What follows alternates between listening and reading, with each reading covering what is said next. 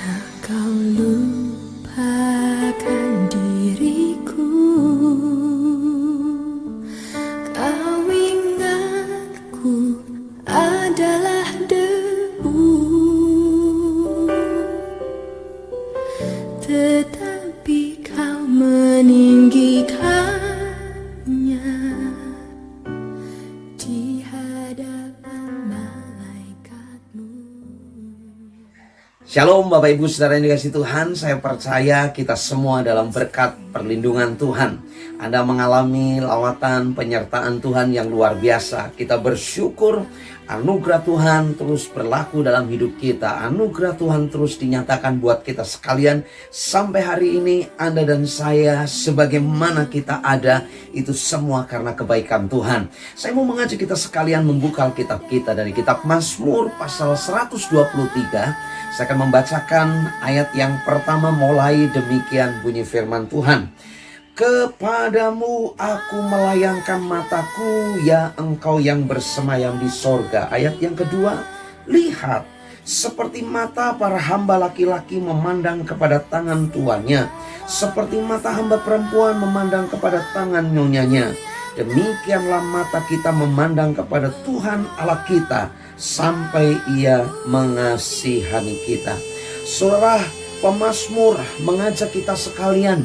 Di sana digambarkan sama seperti seorang hamba, matanya tertuju kepada tangan tuannya. Sama halnya juga kita, mata kita tertuju kepada Tuhan sampai Tuhan yang mengasihi kita menyatakan pertolongannya. Kenapa pemazmur sungguh-sungguh menggambarkan, melukiskan di sana sama seperti mata hamba laki-laki, mata hamba perempuan yang tertuju kepada tangan tuan dan nyonyanya.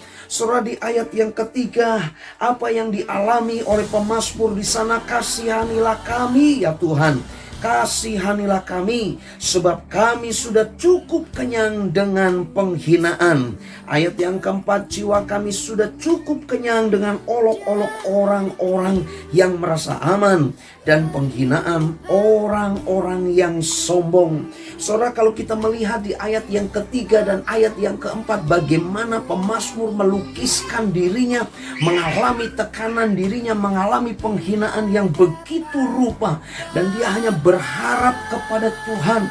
Dia hanya menaruh pengharapannya kepada Tuhan, menanti-nantikan, matanya tertuju kepada apa yang akan Tuhan kerjakan. Sama seperti mata seorang hamba laki-laki, sama seperti mata seorang hamba perempuan yang tertuju kepada tangan tuan dan nyonyanya, menantikan, berharap tuannya menyatakan pertolongan.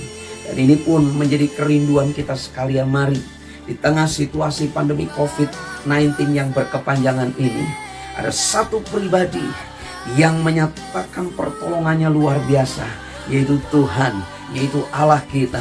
Saudara dan saya mengalami pertolongan Tuhan, mengalami penyertaan Tuhan, mengalami perlindungan Tuhan sampai hari ini.